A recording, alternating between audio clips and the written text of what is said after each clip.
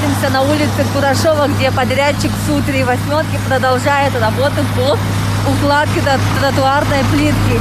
И сейчас он нам покажет всю технологию укладки в минусовые температуры. Как нам сказали, тротуарные работы должны быть завершены по контракту до конца октября. То есть буквально у подрядчиков остается 10 дней для завершения всех работ.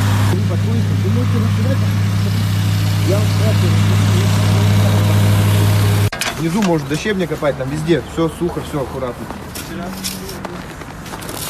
Сейчас мы проверим, насколько все-таки хорошо идет укладка основания под тротуарную плитку. По технологии песок должен быть без комьев и подогретый. Они специально, как мне сказали, подвозят подогретый песок, накрывают его, вот как мы видим, пленкой полиэтиленовой. И после этого только начинается укладка. Ну вот мы сейчас и проверим. Вот там уже щебенка, вот у нас щебенка уже.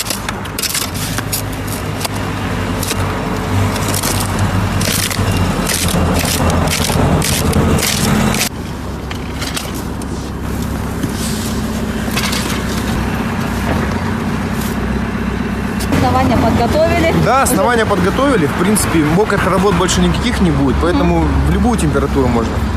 Но у вас по контракту, я знаю, до 31 октября, да, все работы должны быть с МР закончены. Сейчас тогда у вас какой объем остался, за сколько дней? У нас осталось порядка 400 квадратов тротуарной плитки. Вот, в принципе, мы планируем до 31 все-таки успеть закончить, да.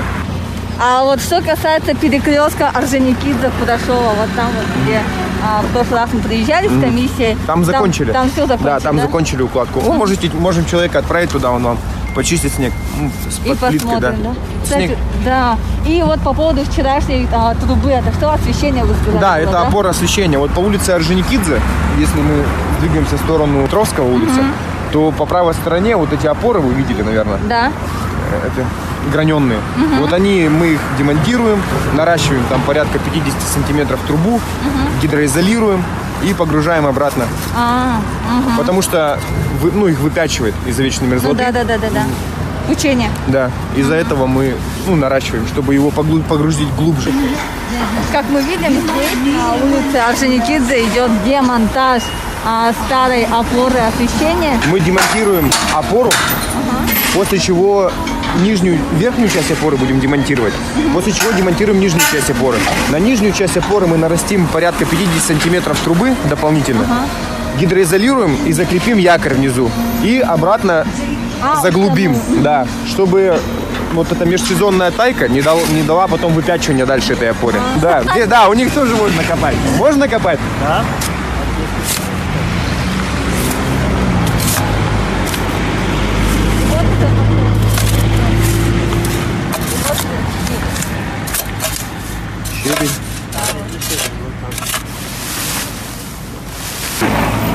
А если есть, то как исправлять его, допустим, вот здесь есть? Щель у нас допускается там до 5 миллиметров между плитками, и они потом затираются. Это как деформационный шов. Если мы плиты слишком близко друг к другу расположим, это тоже будет нехорошо. Сколько у вас тут осталось, сколько по времени? Вы вдвоем работаете? Да, вдвоем здесь, еще вдвоем там работаем. Ага. Сколько у вас времени уйдет на то, чтобы закончить вот до... Ну, и сегодня закончим. При этом вы используете песок подогретый. Да. Уклон у тротуара, кстати, там не более 5 промилле. Потому что у нас, климат такой, да, постоянно гололедица бывает. И чтобы человек не подскользнулся, мы приняли решение по всем улицам уклон делать не более 5 промилле, чтобы человек не мог подскользнуться. А это противоскользящее же, да? Это противоскользящее покрытие. Спасибо.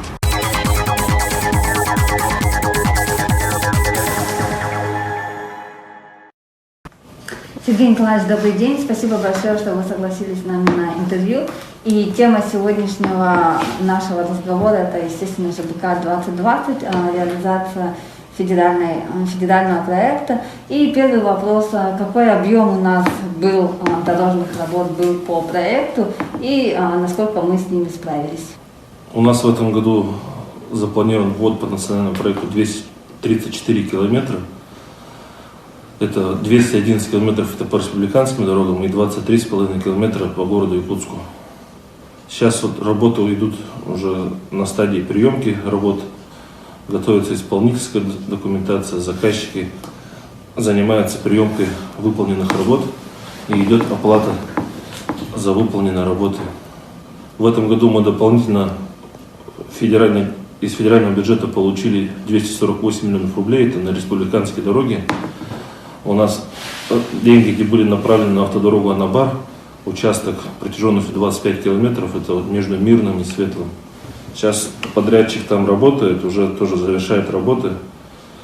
И до конца октября, в начале ноября этот объект будет выполнен и сдан в эксплуатацию. Пожалуйста, а есть ли на каких-нибудь объектах у нас отставание? Если да, то какие-то объекты и с чем это связано? Но в этом году у нас, если сравнивать с прошлым годом, у нас работы идут лучшими темпами, потому что первый год мы в прошлом году начинали, в 2019 году, национальный проект. Там были, конечно, очень серьезные отставания, даже в это время, в октябре месяце, там некоторые объекты велись работы по асфальтированию. В этом году такой ситуации у нас не происходит. Асфальтирование дорожной одежды было выполнено в теплое время, когда еще не было снега. Сейчас по некоторым объектам по городу Якутску у нас завершаются работы по тротуарам. Там Курашова и Петровского, по-моему, остались две улицы, которые тротуары сейчас завершают. Логинович. Там тротуарная плитка. Сейчас вот эти работы завершаются. Там осталось работы по освещению, по дорожным знакам. По контрактам, у подрядчиков контракты, сроки до конца октября. В принципе, там время еще есть. Работы, я думаю, будут выполнены полностью. Скажите, пожалуйста, сколько все-таки у нас было подрядчиков и как вы оцениваете их работу? Были ли новые подрядчики в этом году? И какой объем у каждого? Не прям сколько, да, но в целом. По городу? И по городу, и по республике. По республиканским дорогам это традиционные подрядчики, которые работают в своих районах, которые знают местность, которые знают дороги, которые занимаются содержанием каждый год. В принципе, они выигрывают аукционы и проводят ремонтные работы, ведут строительство объектов. Опытные подрядчики, которые знают свое дело, знают свою дорогу. По городу Якутску в этом году у нас новые подрядчики появились. Это строительные фирмы, которые раньше занимались жилищным строительством, сейчас они работают на дорогах. Тоже в первый год. В принципе, по качеству они себя хорошо показывают. Вы сейчас имеете КИНГ 95, да? КИНГ 95, да. Сельдрострой, это не строительная фирма, это организация, которая работала на федеральных дорогах. То есть тоже с серьезным опытом работам. Улица Губина они делали. В принципе, качество хорошее. Есть подрядчики, тоже есть фирма АЛАС, которая занимается, тоже несколько объектов они взяли в этом году. Курашова. Да, Курашова, Орджоникидзе, Петровского, по-моему. Там, конечно, вопросы у заказчиков к ним были по качеству. И как раз эта фирма, у них отставание идет на несколько недель, по-моему. На 3 недели. Да, и они сейчас завершают работы по тротуарам. В принципе, лето-то было нормально у нас, позволяло работать. Там были, конечно, у них свои какие-то проблемы. Как раз таки, переходя к проблемам, я разговаривала с подрядчиками, они говорили, что коронавирус внес свои коррективы, то, что они не успели завести рабочих, которые у нас из ближнего зарубежья, из стран СНГ. И как вы сами оцениваете? Никого они не привезли из таких стран, кого они хотели привезти. Но здесь тоже была работа проделана на нашем уровне, на уровне правительства республики. Мы привлекли госкомзанятости, службы занятости, из числа местного населения. У нас даже список мы по каждому подрядчику делали, какие специальности нужны. В принципе, такую работу мы провели тоже, чтобы привлечь максимально местное население. Кто-то воспользовался, кто-то привлекал, кто-то не привлекал таких рабочих. Это уже было конечное слово за подрядной организацией. В принципе, возможности были привлечь местное население. Я говорю, некоторые организации привлекали, некоторые не привлекали, поэтому, такие у них проблемы возникли.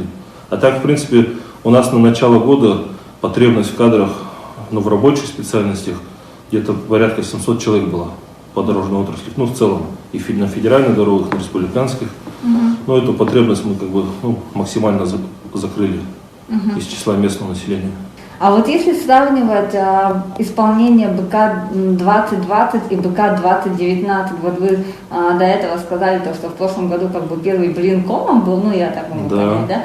То в этом году все-таки получше, я так правильно понимаю, да? А но можно еще лучше сделать, чтобы тендеры отыгрывались пораньше, чтобы мы не уходили вот на октябрь? Можно как-нибудь тех заданий сделать так, чтобы все работы были завершены в сентябре, или это все-таки невозможно? Первый год-то у нас почему так получился? Потому что вот фактически в декабре 2018 года мы только узнали про этот национальный проект. Нам, ну, как бы заявки там все это готовили. И фактически декабрь 2018 года, январь 2019 года мы только вот, ну, как говорится, узнали про этот национальный проект, что мы там участвуем. И городская агломерация у нас вошла впервые в город Якутск. У нас даже фактически не было как бы готовой проектно-сметной документации. Мы всю весну готовились, разрабатывали, проходили экспертизу. И фактически вот эти, поэтому у нас так сроки очень серьезно сдвинулись. Контракты были подписаны в прошлом году в мае месяце, там, в июне некоторые контракты. И поэтому у подрядчиков как бы очень мало времени оставалось на сами работы. В этом году мы опережающими темпами разработали, ну то есть в прошлом году разработали документацию и уже начали проводить аукционы. И вот, ну как бы тоже за счет этого выиграли сроки. У нас в январе, феврале, в марте уже были подписаны контракты. Ну и чтобы вот такие ошибки как бы на дальнейшее уже не совершать, мы уже сейчас готовим планы 2021 года, уже торгуем, проводим аукционы, подписываем контракты. У нас уже по городу Якутску на 2021 год 15 объектов, из них уже по 3 объектам у нас подписаны контракты на строительно-монтажные работы. Уже сейчас? Да, уже на 2021 год мы уже подписываем контракты. И вот, как вы сказали, двухгодичные контракты. Вот окружное шоссе у нас в этом году двухгодичное. Ну, то есть в этом году подрядчик выполняет там земляные работы, какие-то вынос там сетей, а в следующем году уже, ну, будет готовиться к сдаче объекта, асфальтированию, дорожную одежду. Ну, двухгодичные контракты, конечно, они бы, ну, лучше были бы в том плане, и в плане качества, и в плане там производства работ. А вот говоря именно про планы на 2021 год, какой все-таки объем у нас предстоит на следующий год и объем финансирования такой же остается или будет чуть больше? Больше будет. Ну, там, по городу Якутску, ну, как это вот, у нас уже сложилось, это федеральный бюджет 496 миллионов дает. Государственный бюджет, дорожный фонд 500 миллионов и 500 миллионов плюс еще, ну, местный бюджет сам. Такое софинансирование. На следующий год мы планируем увеличить нашу долю из дорожного фонда, потому что в следующем году мы должны начать серьезную реконструкцию проспекта Ленина. Ну, там вот в этих 1,5 миллиарда мы не уложимся. Нам, ну, нужно будет увеличивать финансирование. Сейчас вот тоже это мы смотрим, проходит экспертизу, разрабатывается документация, но от этого будет уже сумма складываться. Но она будет больше, сумма будет больше в 2021 году. Но я правильно понимаю, что проспект Ленина, он будет двухгодичный контракт, да? Да, двухгодичный. Но за один год там просто физически невозможно будет выполнить. Это будет реконструкция. Как раз вот эти сейчас вот то, что проектно-сметная документация готовится, там уже определен подрядчик, он сейчас разрабатывает, мы вот эти эскизы тоже сейчас будем согласовывать и в правительстве, ну как бы, чтобы уже был такой нормальный проект, хороший. И с общественностью будем тоже его обсуждать. Ну, очень серьезный проект будет, серьезный объект. А по федеральным дорогам и по региональным у нас планируется какой-нибудь капитальный ремонт на следующий год? Да, но это асфальтирование, это в сторону Намцев, Намца-Хатырык. В следующем году мы должны полностью до Хатырыка заасфальтировать дорогу. Там тоже серьезный как бы объект. Ну, у нас уже контракт подписан. В следующем году мы должны уже до Хатырыка асфальтом дойти. В сторону Амги мы тоже занимаемся асфальтированием. Вот автодорога Умнас, это вот Хангаласский район, тоже там серьезные работы ведутся по асфальтированию, по капитальному ремонту, по реконструкции. В этом году мы наконец достроили автодорогу Кобяй, которую там 20 с лишним лет строили. В эту пятницу будет открытие. Глава республики будет открывать эту дорогу. Ну тоже там мы посчитали, вот с 96 года Вот 2020 год там где-то порядка 4 миллиардов рублей было потрачено, там 130 километров и мостовые переходы были построены. Ну, то есть такое большое событие для нас это будет. Ну и для жителей всего Да, западного района, Да. получается. Мгм. Завершили наконец автодорогу Кобяй строительство. Вот в 2018 году Амгу достроили, в этом году. Это все, кстати, благодаря вот национальному проекту безопасной качественной дороги. Буквально вот за эти последние 2 года очень большие, деньги, федеральные деньги, дорожный фонд наш увеличен. И благодаря вот этому национальному проекту мы вот в этом году завершаем эту дорогу.